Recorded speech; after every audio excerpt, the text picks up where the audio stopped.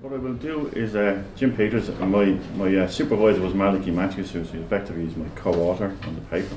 Okay. So this is a summary. This paper is a summary of a much larger paper. Okay, so I can make that available if I don't bore you. So this is about 60% of the original paper. So there's a huge amount of data gathered, which you'll get a taste of in a minute. So what is a BIM design model? Okay, so I had to narrow the focus of this. So I was looking at traditional projects, as in design, bid, build. Okay, so design team, out to tender, main contractor. Okay. So having worked for a GC, general contractor, for 10 years in the lead up to this paper, I was kind of puzzled, or I couldn't understand why we kept getting tenders, but we weren't getting models. But we would be offered the model if we were the successful tenderer, and then we would get the model, and we were like, oh, it's nice to look at, but it's not really an awful lot we can. Oh, sorry, I had to hit the button there. Yeah, what is a BIM design model? I get this right. So what I decided to do was to investigate the model from the different perspectives. So to look at it from the perspective of design teams and from the general contractor. But then the responses in the survey, I drew in BIM consultants and clients. So they've got a fairly rounded view of the design model to try and get some perspective on it. Okay, so I was trying to find out if PAS 1192, the basis of it is a lean process. So you would think that the model would be issued at tender, and then the GC could take it and run on with it. But there just seemed to be a gap there. And trying to identify what the barriers were to this. So,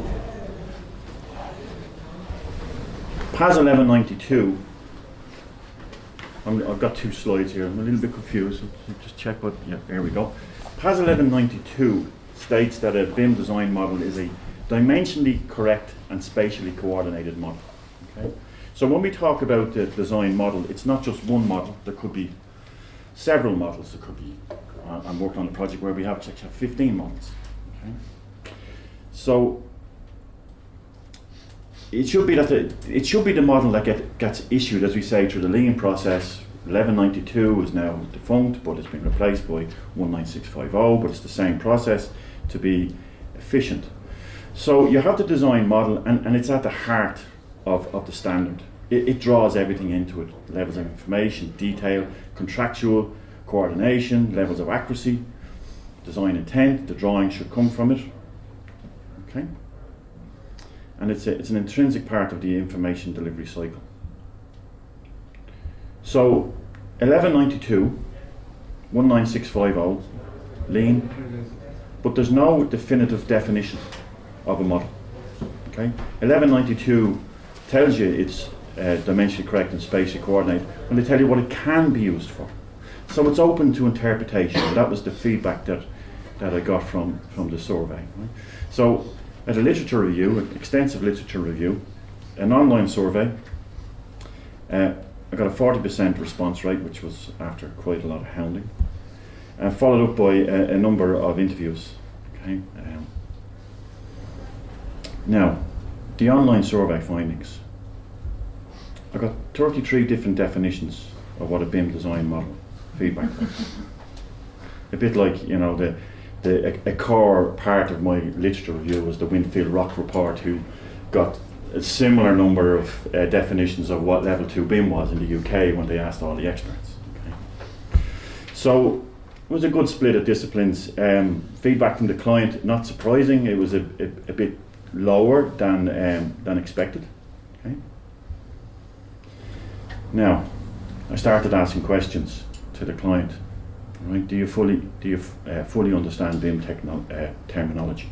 This was a real stumbling block for clients. Okay, 40% of them said they didn't fully understand terminology.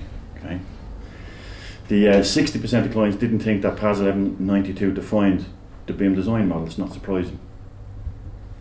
Okay, 80% of the time there was disagreement between the design team and the general contractor on BIM terminology. Okay.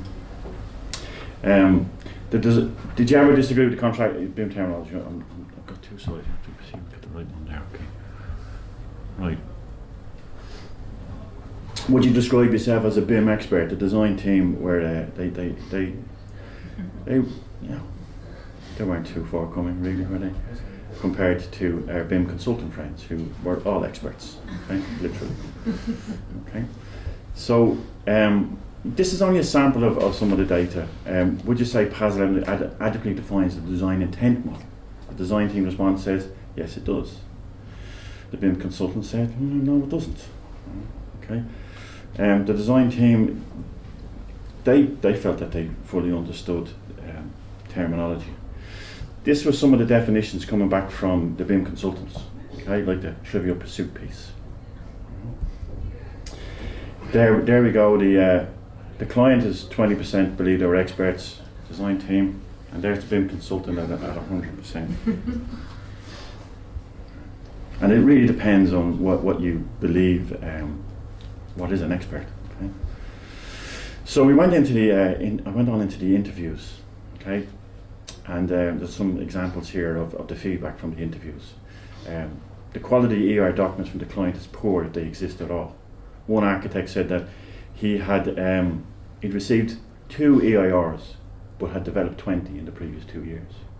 So the feedback was that the responsibility for developing the EIR was with the design team more so than with the BIM consultant, which was surprising. I thought, you know, because there are BIM consultants out there and that is their business. Okay. So a number of you agreed, they thought that the terminology was a huge cause of concern, particularly, and it's not all here but in the paper, the level of development, you know. And I was queried and questioned, but what did I mean by LOD? You know, and I didn't have room to write all the definitions of what LOD possibly could be. Now, the model production delivery table is the most important document. Okay. Why isn't this going down? The GC should submit comments on the model production delivery table. I never received one in all the years that I was doing tenders at the GC. Okay, so then what we the thread started to lead to that there were barriers into why the model couldn't be issued. All design team appointments are separate. This is not my words, these are what people were saying to me. Okay, so they're often members of the design team are working to different appointment criteria. Okay. One of the design team, the M&E guy, he got singled out. This is probably the architect saying this. He's working the schematics. He's not developing out the drawings, so we can't coordinate. So responses. They don't trust the GC. They don't want to give him this model because he'll come after us. The lowest bidder comes looking for discrepancies. Even if it's on the drawings, it's in the schedules, it's in the spec, the model says something different than the usual, you know. The model is not on the model, it is in the model. It's different to the model's different. So they look for every opportunity. Completing the design was a Herculean task. So it's impossible to fully coordinate. Okay, and design teams don't want to issue unless a model at tender stage. These are all excuses why we can't issue. We don't want to expose ourselves to risk. So the funnel started to narrow and it started to point back towards the client. Okay?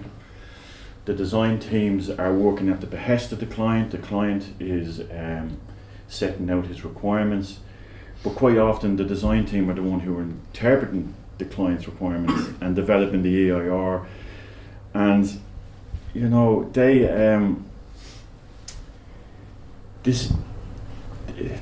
the design team have a kind of a conflict of interest, perhaps. You know, there's a risk to themselves if they don't get the model right. So if the model is issued out sheets and views, the GC believes, you know, you can't check the model, so you simply can't trust it. Okay, it's useless unless all the drawings. Quite an awful lot of drawings actually aren't coming out of the model. They're being generated in CAD, or there's over layers, and there's a lot of different ways to fool your client into thinking that all those drawings came out of the model, and you're trying to expedite. The disadvantages for the client dilemma. Okay, a special language developed by the early adopters of BIM when it started out. The jargon, the client doesn't fully understand it. Not all clients, there was a lot of positive, but I haven't got enough time to go into all the positives. I want to focus on the negatives here, really. Okay. The design team frequently develops the employer's information requirements. Right? The client has to rely on the design team, who could have a, you know, if there's a bit of a grey area, maybe we can water this down later on, and you know, if we get pinched for time, well then maybe, you know, we don't have to do that bit, or we could leave that out. Or they're also looking at their fee, their client, and it also depends. And there's a lot in the paper about when and how clear the brief was, and when was it at brief stage, or the concept stage, or was it at tender stage? Right, so the design team dilemma. You can only issue a coordinated design model when your design is complete, and it's very hard to complete design.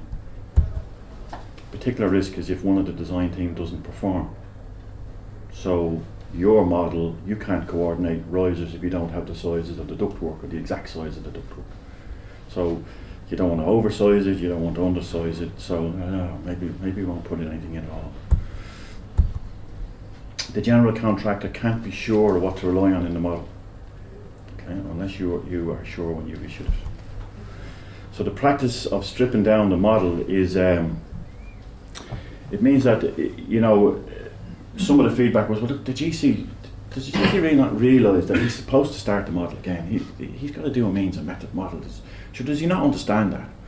But if we're following level 2 BIM, well, it's a continuous stream of information which should be handed through.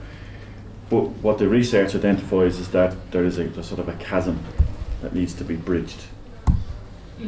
Okay. So I'm looking at the clock here, and I'm doing really well. This is figure 3 from ISO 19650-2. This is kind of interesting. I'll try to bring the paper a little bit more up to date, because this basically, you know, we had the information cycle, and within this graph it's more linear in the new standard, but this has to be carried out for each appointment. Now, if all the appointments are happening in parallel or separately, well, this is a weakness. How can we be sure that we're going to solve the problems that currently exist? Because the tendency is to just do what we do, or our same approach. So the new standard, which is great and streamlines and reduces jargon and is more applicable and helpful to the client, it's great, but if the client is still relying on the design team to write his EIRs, it's just same old with a new standard. Okay. So the conclusions.